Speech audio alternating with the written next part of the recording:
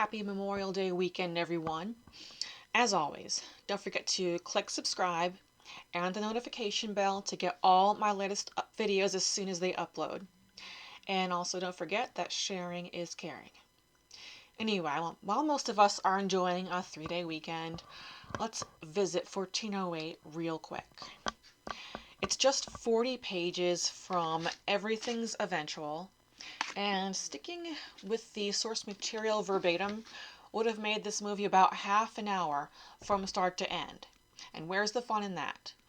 So several layers were added on to this rabbit hole acid trip of a hotel resort vacation. Now, it looks to me like the filmmakers operated under the premise that nobody watching this movie had ever read the story. So the movie starts with Michael Enslin on the job, doing what he does best, camping out in allegedly haunted tourist traps, like on Ghost Adventures on the Travel Channel.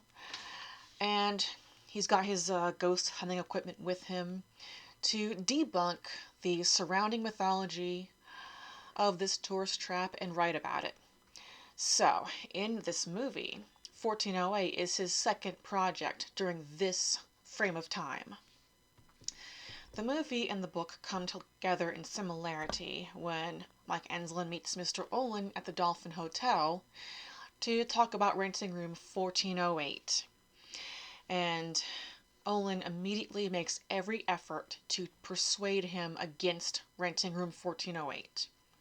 In the book, it's just with all the details of all the deaths and unexplainable events in 1408. In the movie, it starts with first the flat-out refusal, followed with some legal research to completely get around that flat-out refusal.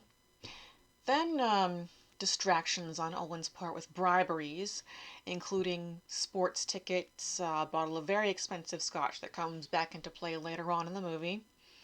Then the details of the deaths, the horrors, and the unexplainables that make everyone avoid 1408 as much as possible. Now, once Enslin has gotten the upper hand and has the key to 1408, in the book, things get weird before he even unlocks the door. Just the image of the door is out of balance, like looking at a door on a boat. It's tilty and it's uneven with the rest of the hallway. Then he goes inside, and the room itself is equally as unimpressive in the book as it is in the movie, but the paintings he notices are different. There is the one with the boat in the middle of the sea, which is very important for later on in the movie, but the other two are of a distinguished-looking woman and another of a bowl of fruit. Not the, in his words, constipated British lords on a hunting trip and menacing old woman reading to deranged children. Also, his laptop and the clock radio also work in the room, despite the detail from the book that electronics don't work in 1408, with the coinciding detail in the movie of the old school turn key instead of electronic card key just for this one room. And this is where similarities end. Now get ready for two different acid trip experiences. In the book, the walls, windows, and doors keep looking tilted. He looks at the room service menu, and the language it's printed in changes from English to French to Russian each time he glances at it. The woman in the painting takes on a more menacing affect as bloody, sharp teeth appear in her mouth when he looks at the painting again. And the painting of the fruit bowl becomes a painting of his severed head on a plate. The boat in the middle of the sea is suddenly occupied by everyone who had ever been in 1408. The room's ambience takes on a sickly yellow glow, described as like a early morning sunrise or late sunset, and this shade of yellow plays into like a PTSD symptom he has at the very end of the story. The phone in the room was like announcing that it was killing his friends off with like this vague countdown, like there goes 6, there goes 19, until Mike decides it's time to have a cigarette. He lights up the one behind his ear. He drops the match and sets his shirt on fire. He stumbles out into the hallway and is put out by another guest on his way back from the ice machine. And that's how he defeats 1408. In the movie, there are several layers added to the stay in 1408 to stretch the runtime to almost 2 hours and really maximize the story's potential, which they do. It starts off with little tricks that are really nothing special, like refolding toilet paper.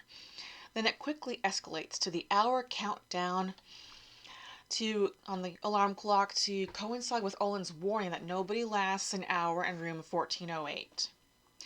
Then the soft rock music made creepy by the room itself. The maintenance man who won't go past the front door to fix the thermostat. The room going so cold that he builds a fire in the middle of the floor, but it's not enough because a layer of ice crystals is forming on his face. And he tries to reach his ex-wife through his laptop, but his connection is intercepted by the room's energy, which impersonates him. Then the memories of his dead child unfolding before his eyes in other parts of the hotel as he tries to escape out the window and through the ventilation. And then the painting of the schooner at sea comes to life. And the walls crack open, and he's suddenly in the middle of the ocean. He washes up on shore and wakes up in a hospital on the opposite coast with his wife next to him. A couple of weeks seem to go by before this facade unravels, and he's back in 1408. And just before the room can claim another victim, he fashions a Molotov cocktail with what's left of that pricey scotch and firebombs room 1408. It shows Olin to be secretly pleased with this. Just as the fire department drags Enslin out of the room, he has survived 1408. But not without a few scars. In the book, he still cannot stand the sight of that shade of yellow that took over the room. In the movie, it ends on a highly disturbing note when he's playing back his observations on his tape recorder, and the conversation he had with his late child that he thought was a hallucination is right there on tape. And that ends our visit to 1408. Thank you so much for watching. By all means, but I hate when I stumble like this. Like, subscribe, share, bring more to the book club. And I'll see you back next week for Bird Box.